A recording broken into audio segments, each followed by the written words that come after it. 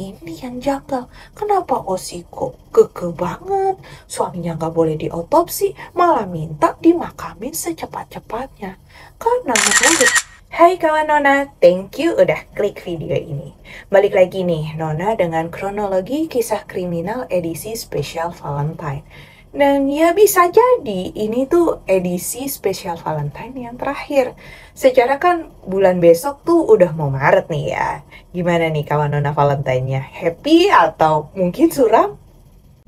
Yang pasti, Nona bakal temenin kamu dengan cerita-cerita yang kayaknya lebih kebikin gregetan sih ya, daripada cerita yang happy-happy gitu. Nah, kali ini cerita kita tuh temanya tentang ada uang abang sayang, tak ada uang abangku tendang. Hehehe. Iya, kali ini tuh kita bakal ngobrolin cewek matre. Cewek matre, cewek matre, ke laut aja. Tua banget ya lagunya. Tapi cewek-cewek ini tuh bukan cuma nendang, sampai dihabisin loh suaminya biar bisa dapet hartanya. Bahkan bisa-bisanya bayar pembunuh bayaran buat memuluskan aksinya mereka. Untuk cerita pertama ini, kejadiannya tuh cukup baru, di mana ada seorang istri yang menyuruh adiknya untuk menghabisi suaminya yang lagi sakit agar dia tuh bisa mendapatkan warisan dari suaminya itu. Ada gila-gilanya ini perempuan. Gimana ceritanya? Sini, Nona ceritain.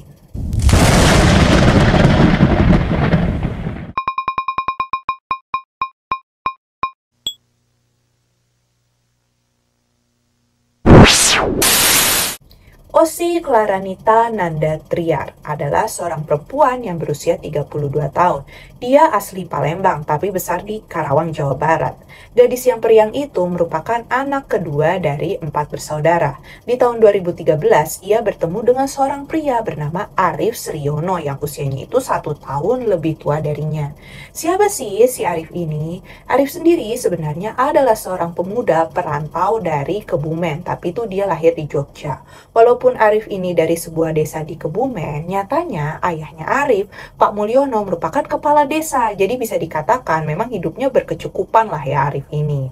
Nah, Arif ini dari Kebumen pindah ke Karawang karena mendapatkan pekerjaan di pabrik yang bergengsi di salah satu pabrik otomotif terbesar di Indonesia, yaitu PT Toyota Motor Manufacturing di divisi Quality Control. Arif memang pekerja yang tekun. Dari awal tuh dia merantau ke Karawang di tahun 2010, sampai terakhir ya Arif ini bekerjanya di pabrik Toyota itu. Arif juga merupakan laki-laki pendiam, pekerja keras, dan nggak neko-neko. Dia tuh suka menabung. Bahkan dia sudah memiliki rumah yang terletak di kawasan perumahan Gria Budiman Asri, Desa Cibalongsari, Kecamatan Kelari, Kabupaten Karawang, Jawa Barat. Nah, rumahnya ini tuh nggak terlalu jauh gitu dari tempatnya dia bekerja. Balik lagi nih ya, sama hubungannya Arif dan Osi. Nggak berapa lama dari kenalan itu, mereka pun pacaran. Happy banget tuh ya, kelihatannya berdua. Banyak banget foto-foto yang diupload menunjukkan kemesraan mereka berdua. Bahkan ada foto yang pakai baju couple gemoy gitu ya, kalau kata anak sekarang mah. Bahkan hanya dalam waktu beberapa bulan aja pacaran, mereka nih sudah mempersiapkan pernikahan. Happy dong. Tapi ternyata hubungan mereka nih nggak sepenuhnya indah. Bau-bau toksik pun mulai tercium. Dikatakan Osi semenjak pacaran tuh suka ngambek-ngambek lah ya. Dikit-dikit tuh minta putus lah. Tapi begitu mau diputusin sama Arif, ntar mulutnya Osi nih manis lagi. Jangan dong, jangan putus ya, maafin aku janji gak gini lagi. Jangan putus ya. Tapi dimaafin Arif, besok-besok ya begitu lagi. Kalau berantem minta putus lagi. Makanya sebelum menikah, Arif ini membuat perjanjian pranikah yang isinya antara lain apabila Osi ini meminta cerai, maka dia tuh gak akan mendapatkan harta gonogini. Ngerti kan ya maksudnya harta gonogini? Ya, yang nama lainnya tuh harta bersama, yaitu harta yang diperoleh pasangan suami istri secara bersama-sama selama masa dalam ikatan perkawinan. Kalau cerai biasanya kan dibagi-bagi nih, tapi kalau ada perjanjian pranikah ya udah sesuai perjanjian itu aja. Yang mana kalau cerai hidup, Osi ini nggak bakalan kebagian apa-apa, tapi kalau cerai mati maka semua harta akan jadi milik ya yang hidup. Diinget-inget gitu ya, Dir, soalnya nanti akan berhubungan. Karena perjanjian ini tuh rasanya jadi buat si malakama gitu buat Arif. Arif awalnya hanya ingin Osi itu lebih bersikap dewasa. Selama ini kan pacaran gampang banget kalau ngomong minta putus. Kan kalau udah nikah nggak bagus ya, dikit-dikit ada masalah terus minta cerai. Makanya si Arif nih bikin perjanjian itu. Walaupun hubungan percintaan mereka nggak selalu mulus, nyatanya tetap lanjut nih mereka ke jenjang pernikahan. Di tanggal 30 Mei 2014, Osi dan Arif pun menikah di Masjid Inganatur Rahman, Tambak Sogra, Sumba, Banyumas. Nah, awal pernikahan mereka nih dikatakan selalu indah-indah gitu. Banyak foto yang dipost di akunnya sosial media mereka berdua. Arif juga terlihat tuh sangat menyayangi istrinya. Sampai ada satu post yang bertuliskan, sayangku cantik sekali. Sweet banget kan si Arif ini. Singkat kata, setelah 4 tahun dari pernikahan itu, mereka dikaruniai seorang anak laki-laki yang sehat dan ganteng. Tapi ujian kehidupan dimulai nggak lama dari ini. Arif divonis mengidap penyakit gagal ginjal, dan ia harus secara rutin cuci darah di RS Lira Medica Karawang. Dikatakan kondisi Arif ini semakin memburuk, bahkan dia tuh harus cuci darah secara rutin 2 kali seminggu ya. Tapi Arif ini nggak kelihatan gimana-gimana gitu. Dia tuh tetap semangat, tetap bekerja keras, bahkan tetap rajin masuk pabrik. Awal Arif sakit, Osi tuh masih menemani Arif. Tapi lama-kelamaan kok sikapnya berubah, ada yang beda. Nah, gayanya juga berubah. Yang dulu Osi ini kelihatannya polos-polos aja, sekarang jadi gaul banget. Telinga ditindik 3, rambut diwarnain, punya tato juga. Nona nggak mendiskreditkan orang yang tindikan, punya tato apa rambut diwarnain ya. Karena sekedar warnain rambut ya Nona juga pernah. Tapi Osi ini tuh kayak berubah gitu. Bukan kayak dulu, berubah banget. Bahkan diketahui Osi ini mulai berselingkuh. Adik dari Arif pernah memergokin Osi itu membawa seorang laki-laki ke rumah kakaknya itu. Tanpa sepengetahuannya si Arif. Dari situlah Arif ini kesel, jadi dia tuh suka marah-marah sama Osi. Dia juga anggap karena Osi tuh suka keluyuran keluar rumah tanpa seizin Arif sebagai suaminya, jadi tuh nggak becus ngurus anak semata wayang mereka. Tentu aja Arif ini marah, dia tuh lagi sakit tapi tetap kerja. Malah istrinya asik-asikan sama pria yang disinyalir tuh berinisial W. Arif pun nggak lagi ngasih nafkah lahir buat Osi. Jadi nggak dikasih duit nih Osi. Entah nggak dikasih duit atau uangnya berkurang lah. Osi yang nganggep kalau Arif ini sekarang menyebalkan, udah sering dimarahin kan dia, nggak dikasih duit juga, makin menjadi-jadi, makin berani selingkuhnya. Pas waktu Arif itu drop dan dirawat di rumah sakit, Osi malah bisa-bisanya bawa selingkuhannya itu ke rumah sakit tempat Arif dirawat. Bahkan ayah mertuanya Pak Mulyono itu mergokin Osi sama selingkuhannya di rumah sakit. Di ambang kehancuran dong ya nih biduk rumah tangganya Osi dan Arif. Arif juga menegaskan kalau Osi nggak mau lagi sama dia, ya minta cerai aja. Udahlah kamu minta cerai aja kalau emang udah nggak mau lagi sama aku. Di sini Osi pun mengingat perjanjian pranikah mereka. Kalau sampai bercerai, Osi nggak mendapatkan sepeser pun dari Arif. Maklum selama ini yang memiliki uang lebih banyak ya memang Arif. Karena kan pekerjaannya jelas gitu ya di pabrik besar. Sedangkan Osi sebenarnya tuh dia juga bekerja ya. Dia bekerja di salah satu salon di Karawang yang bernama Gria Rara Salon. Tapi ya memang penghasilannya nggak sebesar Arif. Mulailah di sini Osi punya pikiran yang buruk. Kalau dia mau hidup makmur dengan selingkuhannya, berarti dia harus menjadi janda yang ditinggal mati oleh Arif. Baru bisa dia mendapatkan semua hartanya Arif.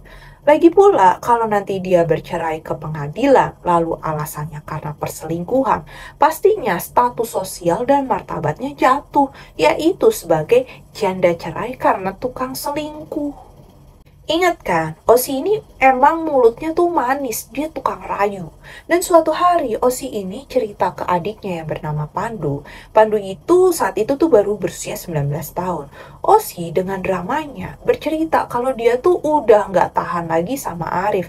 Karena Arif ini orangnya emosional, introvert, nggak suka bersosialisasi, dan juga selingkuh. Nah loh, belum apa-apa ini si Arif difitnah.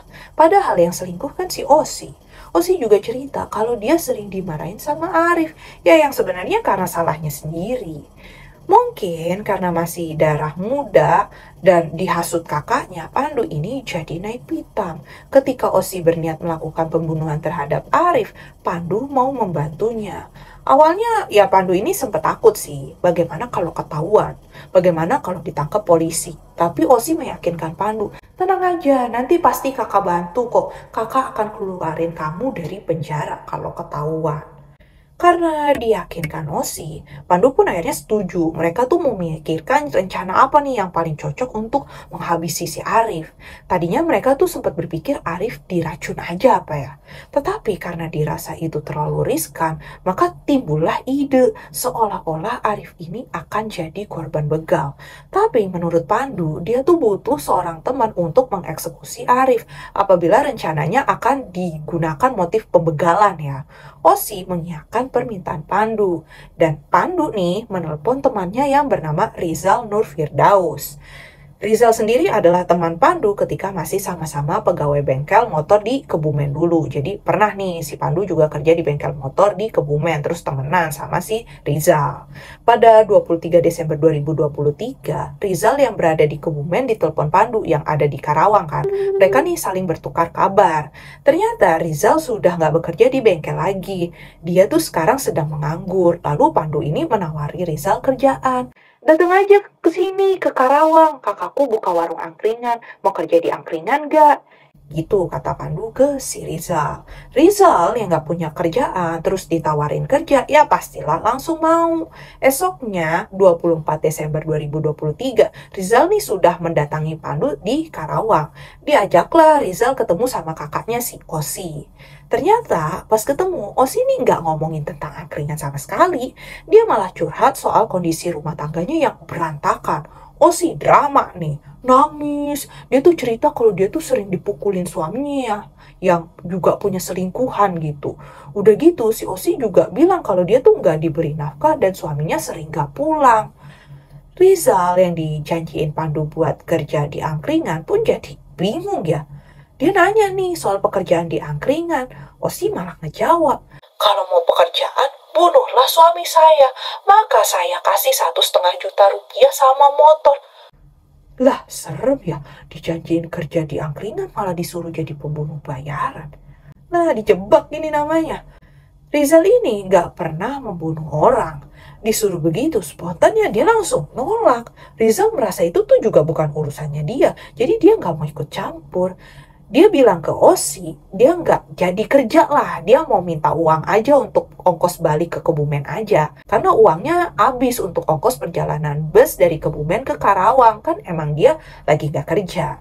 Osi ini sengaja nggak ngasih duit buat si Rizal. Justru bagus menurut Osi kalau Rizal ini nggak punya uang. Osi kan jadi nggak perlu repot-repot nahan si Rizal. Rizal tetap di situ. Lalu Rizal diinapkan di rumah pria selingkuhannya Osi di Karawang yang tadi inisialnya W. Soal makan, rokok, dan minuman keras kegemaran Rizal, Osi mengirimkannya setiap saat dibantu oleh Pandu.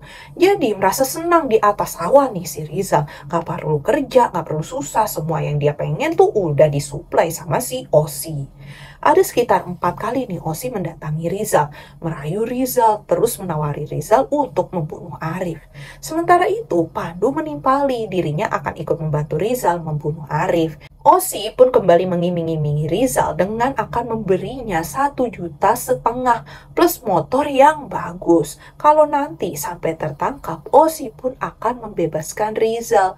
Jadi iming-imingnya sama. Mau-maunya aja ini si Rizal. Emang dikira mudah apa ya keluar penjara kalau udah kena tindak pidana? Emang bisa dengan uang sejutaan gitu bebas? Duh, kenapa nggak dipikir dulu gitu sih? Ya kan? Lama-lama dirayu terus dikasih keinginannya, Rizal jadi ya oke.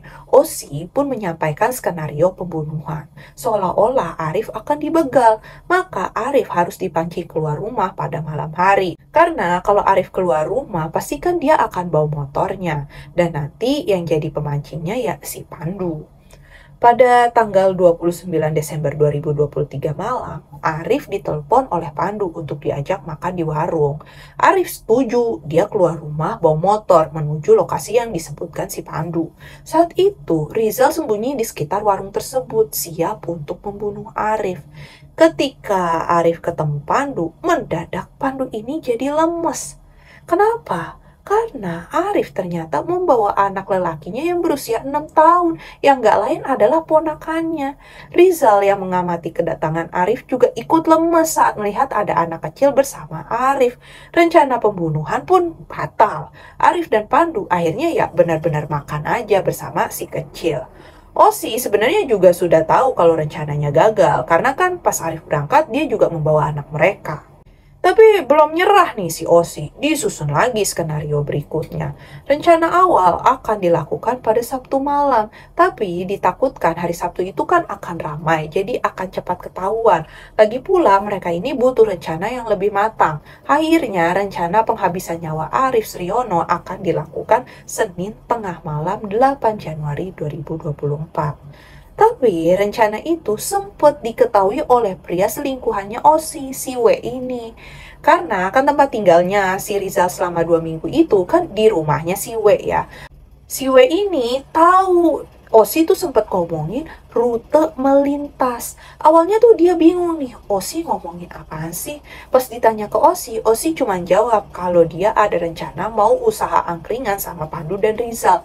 Loh, tapi kan aneh, masa angkringan ada urusannya sama rute melintas? Merasa ada yang janggal, selingkuhan Osi ini terus mencecer si Osi untuk ngomong ada apa sebenarnya. Osi yang percaya sama selingkuhannya itu, dan dia yakin selingkuhannya itu akan mendukung dia, ceritalah si Osi kalau dia tuh mau membunuh suaminya Arif. Selingkuhan Osi yang dengar pengakuan Osi tentu jadi terkejut. Dia malah ngelarang Osi melaksanakan niatnya. Menurutnya Osi nggak perlu berbuat sejauh itu. Pada Senin 8 Januari 2024 dini hari, Pandu tuh meminta kakak iparnya Arif untuk menjemputnya karena sepeda motornya tuh mogok di pinggir jalan irigasi Sasak Misran, Desa Cibalongsari, Kecamatan Kelari, Karawang, Jawa Barat. Arif kemudian berangkat ke lokasi menggunakan sepeda motornya. Saat itu memang Pandu nih nggak sendirian. Dia bilang tuh dia bersama Rizal, temennya. Setelah dicek, memang kelihatannya motornya Pandu ini nggak bisa menyala. Maka diputuskan Arif akan membonceng Rizal dan nanti Rizal yang akan mendorong motor Pandu dengan kakinya. Nyetep motor gitu istilahnya. Nih kayak gini ya gambarannya. Mungkin kawan Nona tuh bingung gitu nyetep motor tuh gimana sih, kayak apa. Nah, pergi nih dari tempat itu mereka bertiga. Begitu sampai di lokasi yang sepi dan gak ada penduduk, Rizal yang duduk di belakang langsung menikam bagian lehernya Arif. Arif kan masih mengendarai motor, dia juga mesti nyimbangin motornya karena kan di belakang tuh si Rizal sedang nyetep motornya si Pandu kan. Tentu dia tuh jadi oleng ketika menangkis tikamannya Rizal. Arif pun terjatuh seketika dari motor. Tapi ternyata serangan nggak berhenti, malah makin menjadi-jadi. Apa-apa nih? Kalian mau ngapain? Duh, kamu tuh kenapa sih? Mau ngapain? Tentu Arif yang mendapatkan serangan tiba-tiba jadi bingung. Ditambah lagi sekarang Pandu tuh adik iparnya sendiri ikut menyerang pakai celurit. Arif masih berusaha menangkis dengan tangannya. Naas Arif yang tangan kosong melawan 2 orang pakai senjata tajam mulai kelelahan dan celurit serangan si Pandu ini mengenai dada dan perutnya Arif.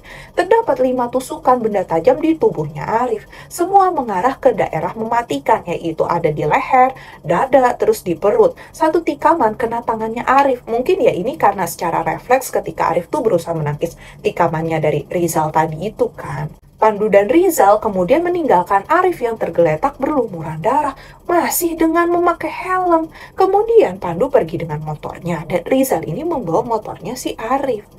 Beberapa saat dari kejadian itu, ada 2 orang warga yang sedang ronda nih. Mereka lewat tempat di mana Arif ditinggalkan begitu aja dan sudah dalam keadaan tidak bernyawa. 2 warga itu tuh penasaran ketika mereka memeriksa, ya ternyata itu jasadnya Arif. Syok dong mereka. Ada mayat, ada mayat. Ya Allah, kayaknya korban begal ini. Masih pakai helm lagi. Wah, gak selamat ini mah. Langsung dong ya 2 saksi ini melapor ke kepolisian. Kepolisian juga langsung ke tempat kejadian perkara. Heboh nih langsung satu kampung ya. Ada korban begal. Ada korban begal. Rame nih dari mulut ke mulut. Nah, perkiraan begal ini juga diperkuat oleh seorang saksi yang juga melihat orang melintas menyetep motor Honda Beat menggunakan Yamaha Fiction oleh beberapa orang. Berdasarkan pengakuan saksi, nah si saksi ini menduga sepeda motor yang sedang disetep itu adalah milik korban pada awalnya. Padahal kan itu milik pelaku, si Pandu kan, itu yang disetep motornya. Polisi juga memeriksa CCTV yang ada di sekitar tempat tersebut. Sebanyak 27 rekaman CCTV sepanjang 3 km telah polisi periksa. Selain itu, polisi juga menanyai 17 saksi, dari mulai keluarganya, rekan, dan termasuk juga lingkungan warga yang berada di TKP dan juga termasuk sekitaran rumahnya Arif. Temuan di sini nanti tuh akan mencengangkan.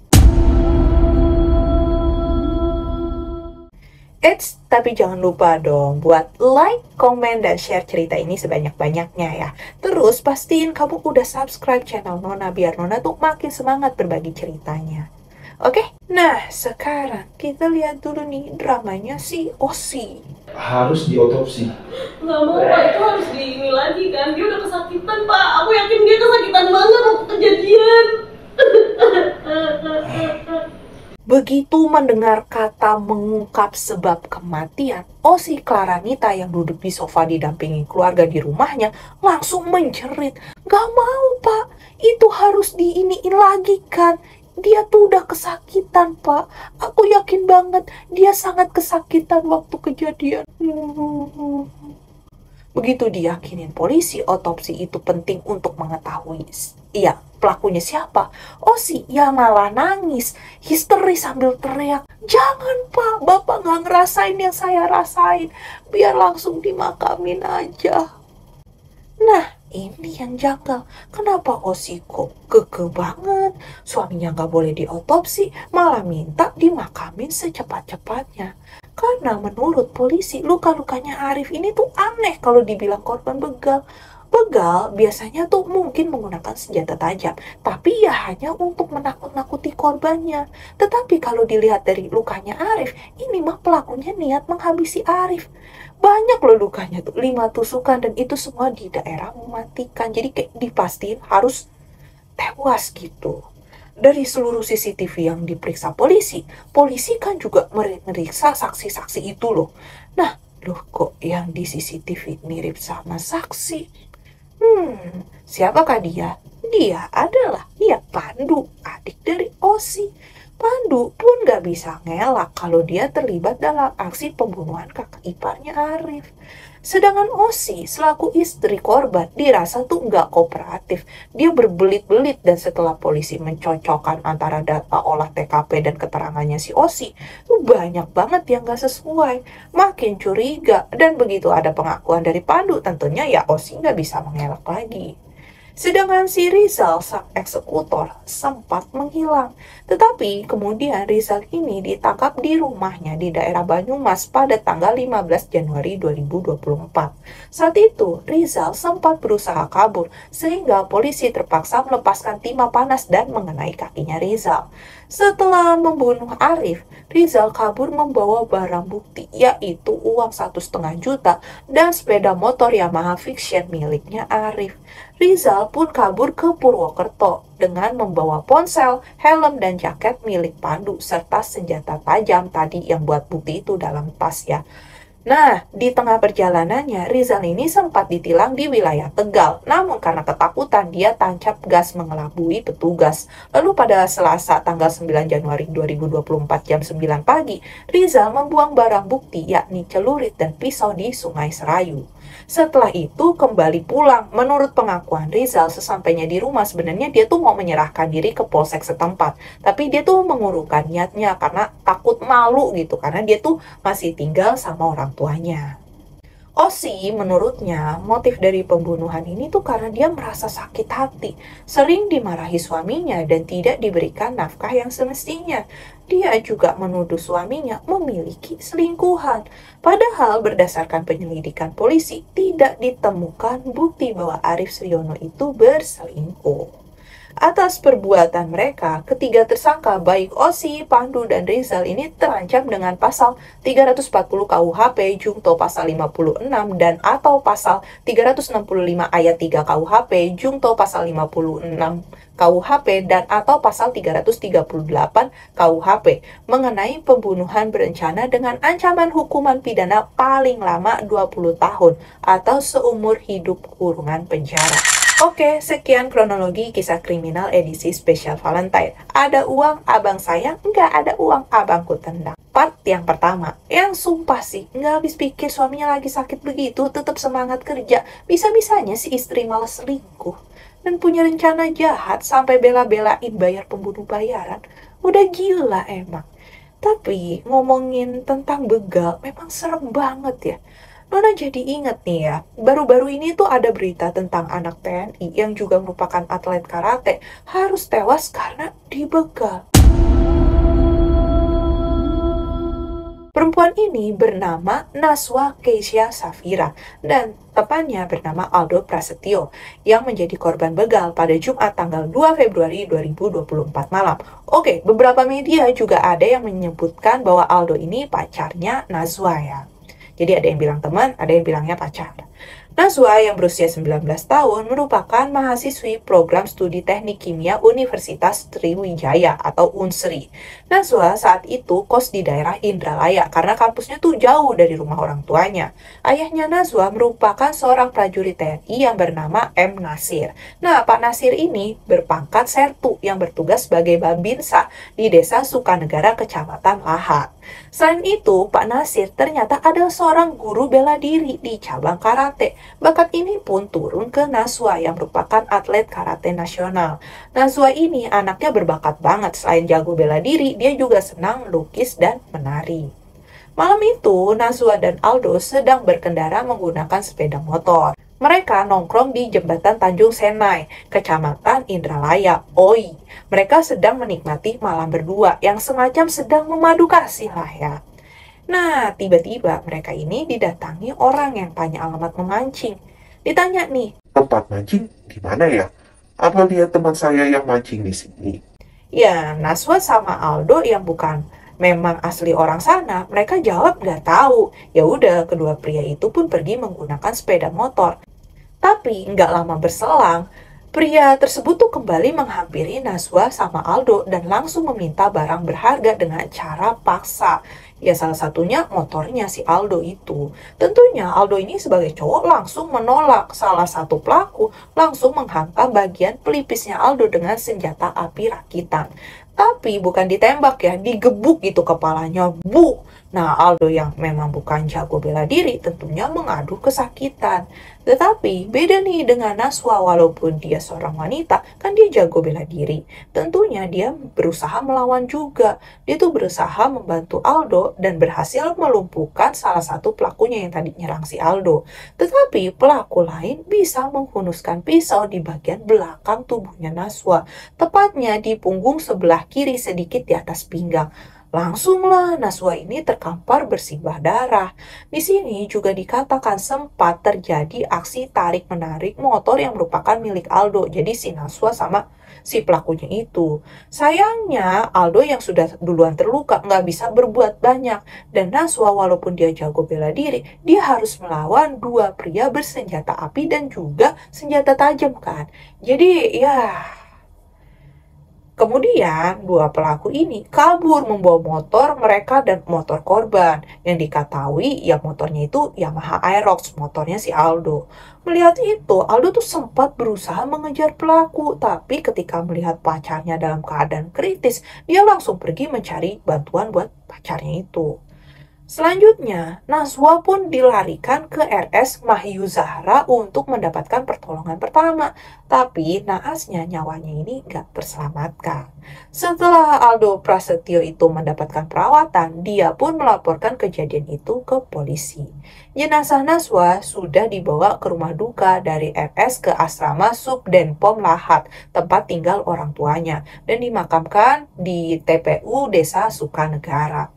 Dan siapa sih pelakunya ini kok bawa senjata tajam dan pistol. Ternyata pelaku bukanlah orang biasa yang kepepet nggak punya duit jadi ngebegal. Pelaku diketahui bernama Herli Diansyah berusia 36 tahun dan Nopriandi berusia 27 tahun. Keduanya merupakan warga Muara Enim. Keduanya diketahui merupakan residivis kasus narkoba dan kepemilikan senjata api ilegal. Kedua tersangka ini saling kenalnya di lapas. Mereka merupakan sama-sama residivis yang keluar di tahun 2022. Herli Diansyah diketahui residivis 3 kali dengan 2 kali masuk penjara gara-gara narkoba dan 1 kali karena kepemilikan senjata api ilegal. Sedangkan tersangka Nopriandi adalah residivis 2 kali kasus kepemilikan Sempi Rakitan. Aksi begal yang dilakukan mereka berdua ini ternyata sudah direncanakan ketika bertemu di dalam penjara. Besok kalau kita udah keluar penjara, kita ngebegal aja yuk. Lah, emang ini si Herli sama Nopri janjian keluar penjara bukan buat tobat apa-apa gitu.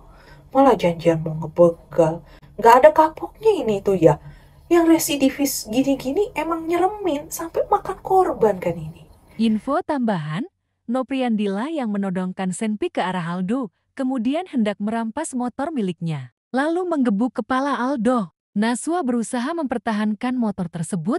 Ada kejadian tarik-menarik motor sampai Nopriandi terjatuh. Tapi pelaku lainnya yakni Herli langsung menusuk punggung Naswa. Atas perbuatannya, kedua pelaku ini dijerat dengan pasal 365 ayat 3 KUHP atas tindak pidana pencurian dengan kekerasan yang mengakibatkan korban meninggal dunia dengan hukuman penjara maksimal 20 tahun. Oke, sekian kronologi kisah kriminal bonus buat kawan Nona. Karena kita lagi ngomongin begal ya.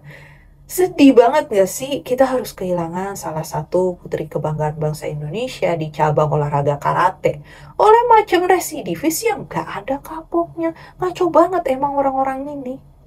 Mereka kalau maksimal di penjara 20 tahun, nanti bebas tuh insaf atau makin parah gak sih? Kayak mereka tuh udah pernah masuk penjara berkali-kali gitu. Udah kayak apa kan hukuman yang pantas buat residivis-residivis ini? Kawan Nona boleh ya komen apa yang pantas. Ada nggak sih pemberatan hukuman? Karena ia telah berkali-kali melakukan kejahatan, ya kan ada keringanan hukuman. Nah ini tuh ada nggak sih pemberatan hukuman buat orang-orang macam kayak gini? Nah itu ya, dua kisah yang memang berunsur begal. Dua-duanya nggak habis pikir sih. Yang satu ya residivis nggak ada kapoknya. Yang satu lagi, istri gila yang ngabisin suaminya karena mau uangnya. Tapi kita bisa lihat ya emang. Korban begal memang biasanya lukanya itu modelnya cukup berbeda gitu ya. Nggak seniat dengan yang emang niat mau ngabisin. Gimana menurut kamu kasus ini? Harus diapain menghadapi orang-orang gelo kayak gini? Kamu bisa langsung komen apa pendapatmu dan juga bisa kasih rekomendasi kasus-kasus apa lagi yang pengen Nona bahas. Tentunya kalau kamu suka video ini, jangan lupa untuk like, subscribe, dan tekan tombol lonceng biar Nona makin semangat untuk menghadirkan kisah-kisah yang pastinya nggak kalah seru untuk dibahas. Bye! La la la la la la